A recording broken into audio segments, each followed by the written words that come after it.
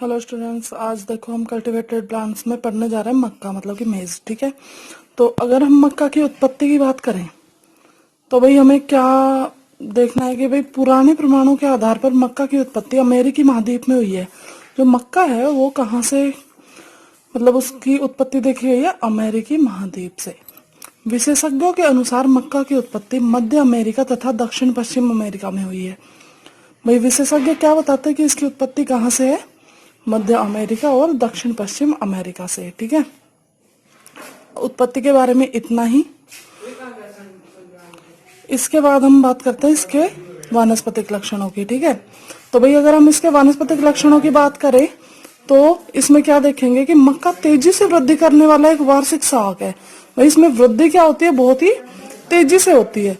इसकी लंबाई कितनी होगी, लगभग 5 से 10 फीट तक होती है। तना ऊर्ध्व पर्व तथा पर्व संधियों में बटा होता है। ऊर्ध्व का मतलब मैं आपको बार बार बता चुकी हूँ, ऊर्ध्व का मतलब होता है खड़ा, मतलब कि सीधा जो लंबाई में वृद्धि करता है। ठीक है, पर्व तथा पर्व संधियों में बटा होता है। भाई क्या है कि नोड और इंटरनोड्स में ये बटा होता है। इनमें पर्व ठोस होते हैं। इनका जो गांठ वाला हिस्सा होता है जिसको अपन पर्व बोलते हैं, गांठ नहीं उसको पर्व संधि बोलते हैं, मतलब कि दो पर्व संधियों के बीच वाला जो हिस्सा है, ठीक है, वो कैसा होता है, इसमें ठोस होता है। तने की आधारी पर्व संधियों में से अवस्तंभ मूल्य विकसित होते हैं। भाई इसके जो आधार भाग की, मतलब कि नीचे की जो पर्व संधियां है ना, उनसे क्या निकलेंगी, अवस्तंभ मूल्य, मतलब कि स्टिल्ट रूट निकलेंगी, जो रेशे में अपस्थानिक मूल तंत्र के साथ पादप को मजबूत सहारा प्रदान करती है। क्या करेगी, ये रेशे में होती है, मतलब इसमें धागे से निकले होते हैं, और अपस्थानिक मूल तंत्र के साथ जो इसमें मेन मतलब रूट सिस्टम है उसके साथ साथ इसको क्या करेगी, ये सहारा प्रदान करेगी। ठीक है, उसको सपोर्ट देगी। अवस्तंभ मूल मोटी तथा आंशिक रूप से प्रकाश संश्लेषी होती है। भाई ये जो अवस्तंभ मूल है वो कैसी रहेगी, मोटी रहेगी, और आंशिक रूप से क्या है, ये प्रकाश संश्लेषण भी कर सकती है, बहुत ज्यादा नहीं लेकिन थोड़ा बहुत प्रकाश संश्लेषण ये कर सकती है। तथा मृदा में प्रवेश करने पर शाखित हो जाती है। जैसे जैसे ये मिट्टी के अंदर प्रवेश करेगी कैसी हो जाएगी, ये ब्रांच्ड हो जाएगी, मतलब कि इसमें शाखन हो जाएगा। पत्तियां लंबी व चौड़ी, चपटी तथा द्विपंक्तिक होती हैं। जो इसकी पत्तियां हैं वो कैसी होंगी, लंबी लंबी होंगी, थोड़ी चौड़ी होंगी, और चपटी, चपटी का मतलब इस तरीके से फ्लैट, तथा द्विपंक्तिक होती हैं। प्रत्येक पत्ती पर्ण आच्छाद और पर्ण फलक में बटी होती है। मतलब कि पत्ती जो है उसका अपन कौन कौन से भाग पढ़ते हैं, पर्ण आच्छाद मतलब कि वो हिस्सा जो तने के ऊपर चिपका होता है, जो तने से जोड़ता है पत्ती को, और आगे का जो फैला हुआ हिस्सा होता है ये उसको क्या बोलते हैं अपन, पर्ण फलक। ठीक है, तथा इनके संधि स्थल पर लिग्यूल उपस्थित होते हैं, जहां पे इनका जॉइंट होता है, मतलब कि जहां पे ये पर्ण और पर्ण आच्छाद जुड़ते हैं, मतलब कि जहां पे ये तने पे जुड़ी हुई है वहां पे क्या है, लिग्यूल उपस्थित होते हैं। पादप द्विलिंगाश्रयी होता है, जिसमें नर तथा मादा पुष्प एक ही पादप पर अलग अलग शाखाओं पर विकसित होती है। मतलब कि पादप जो है वो कैसा होगा, द्विलिंगाश्रयी, मतलब कि इसमें जो नर जननांग है और मादा जननांग है, मतलब कि पुष्प, मतलब नर पुष्प और मादा पुष्प एक ही पादप पर उपस्थित होंगे। हालांकि ये नर पुष्प और मादा पुष्प होते एक ही पादप पे हैं, लेकिन एक ही पादप की अलग अलग शाखाओं पर हो सकते हैं। नर पुष्प पादप की अक्ष के शीर्ष पर उत्पन्न होते हैं, जबकि मादा पुष्प पत्ती के कक्ष में लगते हैं। भाई नर पुष्प जो है ना वो कहाँ लगेंगे, बिल्कुल एक्सिस के, नर पुष्प कहाँ लगेंगे, अक्ष के शीर्ष पर उत्पन्न होंगे, मतलब कि क्या, जो एक्सिस है उसके बिल्कुल टिप पर, जबकि मादा पुष्प पत्ती के कक्ष में लगते हैं। ठीक है, पत्तियां जो है उसके कक्ष में लगेंगे। वर्तिका लंबी तथा स्पैथ से बाहर निकली रहती है।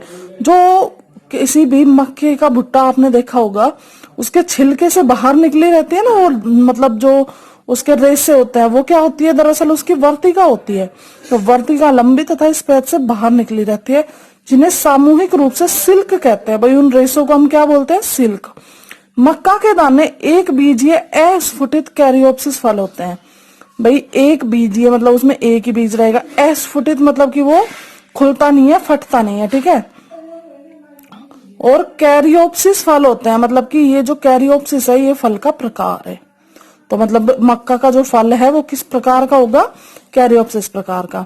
इसमें स्टार्च युक्त भ्रूणपोष तथा एक भ्रूण होता है। भाई इसमें जो भ्रूणपोष है वो कैसा होगा, स्टार्च युक्त होगा, मतलब उसके अंदर क्या मिलेगा, हमें स्टार्च मिलेगा, तथा एक भ्रूण होता है। इसमें क्या मिलेगा, अंदर की तरफ एक भ्रूण होगा जो एल्यूरोन परत द्वारा अलग होता है। भ्रूणपोष को और भ्रूण को बीच में से अलग कौन करता है, एल्यूरोन परत।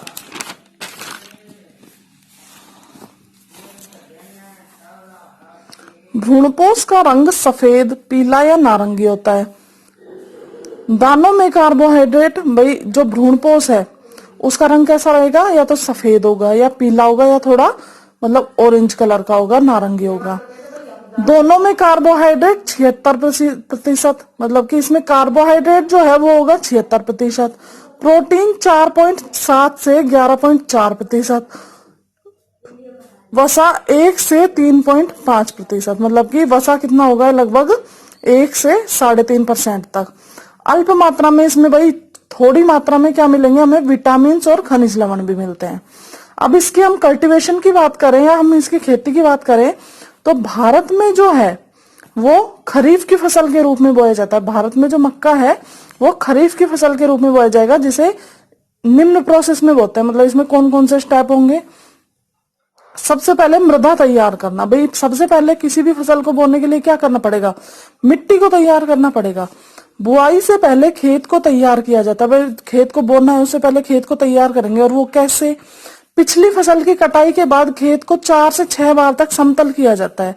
पिछली जो फसल काटी गई है उसके बाद लगभग 4 से 6 बार इसको प्लेन करेंगे, समतल करेंगे। इसके बाद गोबर की खाद तथा 110 किलोग्राम प्रति हेक्टेयर नाइट्रोजन और 36 किलोग्राम प्रति हेक्टेयर पोटास। पोटास होता है क्या, पोटेशियम, के से डिनोट करते हैं जिसको, वो नाइट्रोजन एन आपको पता ही है। और 6 किलोग्राम प्रति हेक्टेयर फॉस्फेट डाला जाता है। ये क्या है, रासायनिक खाद है, ठीक है। ये तीनों चीजें क्या है, रासायनिक खाद है, जबकि ये गोबर वगैरह क्या है, जैविक खाद है, ठीक है। तो मतलब हमने किया क्या है अभी तक कि जमीन को एकदम समतल करके उसमें खाद वगैरह डाल दिया गया है, ठीक है। तो अब ये बोने के लिए या उगाने के लिए तैयार हो जाएगी जमीन, ठीक है। अब इसकी बुआई के इसमें 2 मेथड है, या तो हम ब्रॉडकास्ट विधि से इसको बोएंगे या फिर ड्रिलिंग मेथड से। अब ब्रॉडकास्ट और ड्रिलिंग क्या है, देखो बुआई का काम मानसून के प्रारंभ में किया जाता है। जब मानसून चालू होता है तो उसके शुरुआत में इसकी बुआई की जाती है। क्यों, क्योंकि इसकी फसल को जो प्रारंभिक काल होता है, मतलब इसकी जो वृद्धि का प्रारंभिक काल होता है उसमें इसको बहुत ज्यादा जल की आवश्यकता होती है। तो ऑब्वियसली बात है मानसून में वर्षा होगी और वर्षा से उसको उसका प्रॉपर अमाउंट में इसको जल मिल जाएगा। बुआई बीजों को बिखेर कर, या तो ऐसे ही बिखेर के बो दिया जाएगा जिसको अपन ब्रॉडकास्टिंग कहते हैं, अथवा कतारों में हल द्वारा ओर कर, मतलब या फिर लाइन में हल से बो के, जिसको मतलब छेद किया और एक बीज छोड़ दिया, छेद किया और एक बीज छोड़ दिया, ऐसे, ठीक है। इसको हम ड्रिलिंग मेथड कहते हैं, ठीक है। तो 2 तरीके से इसमें बीज बोया जा सकता है। वर्षा अच्छी होने पर अतिरिक्त सिंचाई की आवश्यकता नहीं पड़ती। हमें पता है भाई इस फसल को क्या चाहिए,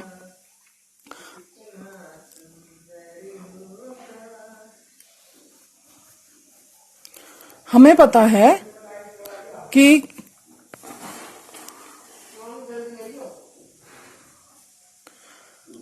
किसी भी मक्का के पादप को मतलब वृद्धि के लिए बहुत ज्यादा जल की आवश्यकता होती है, ठीक है। तो वर्षा अच्छी होने पर अतिरिक्त सिंचाई की आवश्यकता नहीं पड़ती। भाई अच्छी बारिश हुई है तो और पानी नहीं देना पड़ेगा, लेकिन अगर बारिश थोड़ी कम है तो 3 से 4 बार सिंचाई और कर दी जाएगी। अब भाई क्या है, इसकी कटाई की बात करते हैं। कटाई कैसे होगी, फल का परिपक्वन काल 110 से 130 दिन होता है। लगभग 110 से 130 दिन में क्या हो जाती है, फसल कटाई के लिए पककर तैयार हो जाती है। इसलिए कटाई का समय सितंबर अक्टूबर में होता है। भाई कटाई का समय कौन सा है, या तो मतलब सितंबर और अक्टूबर के बीच में इसको काट लिया जाएगा। फसल पकने पर भुट्टो के आवरण का रंग पीला हो जाता है। पता कैसे चलेगा फसल पक चुकी है? उसके ऊपर का जो आवरण है वो पीले रंग का होने लग जाएगा, ठीक है। तथा दाने कठोर व शुष्क हो जाएंगे। दाने कैसे हो जाएंगे? टाइट हो जाएंगे और सूखे हो जाएंगे थोड़े। इस अवस्था में भुट्टो को आच्छद सहित खड़ी फसल को काट कर या तोड़ लिया जाता है। या तो सीधे फसल को काट लो, खड़ी फसल को ही काट लो, या फिर तोड़ के भुट्टो को अलग कर लो। तथा भुट्टो को भूसे से अलग कर सूखने के लिए डाल दिया जाता है। भाई सीधा अगर खड़ी फसल को काटा है तो फिर उनको भुट्टो को अलग करके सूखने के लिए डाल दो। भुट्टो को तोड़ने के बाद फसल को काट लिया जाता है, जिसे चारे के रूप में काम में लिया जाता है। ये भुट्टे हैं उनको तोड़ लिया, अब क्या करेंगे? फसल को काट लेंगे। मतलब कि जो इसके नीचे का भाग बच गया ना, उसको काट के अलग कर देंगे, जिसे चारे के रूप में, जैसे गेहूं का बच जाता है, बाजरे का बच जाता है ना, जिसको अपन ये बोलते हैं तूड़ा वगैरह बोलते हैं ना, तो ऐसे ही इसमें बचता है, तो ये चारे के रूप में काम आएगा।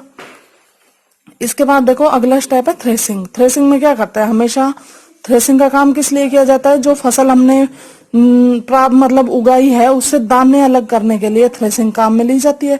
तो पूर्ण शुष्क भुट्टो को पीटकर अथवा मशीनों द्वारा थ्रेस किया जाता है। या तो उसको थोड़ा ऐसे पीटा जाएगा तो दाने अलग हो जाएंगे, या फिर थ्रेसिंग मशीन में दाने अलग कर लिए जाएंगे। तो पूर्ण शुष्क भुट्टो को पीटकर अथवा मशीन द्वारा थ्रेस कर लिया जाता है तथा दानों को अलग कर लिया जाता है। दाने अलग करने की क्रिया ही तो होती है थ्रेसिंग, जिसे शुष्क वातावरण अवस्था में संग्रहित कर लिया जाए। दाने अलग कर लिए तो सूखे स्थान पर और जहां पे एरेशन अच्छा हो, मतलब कि हवा आती जाती हो, वहां पे संग्रहित कर लिया जाता है, मतलब कि स्टोर कर लिया जाता है। अब हम भाई इसकी जो उन्नत किस्में हैं वो और इसका उपयोग पढ़ेंगे अगली वीडियो में। Thank you.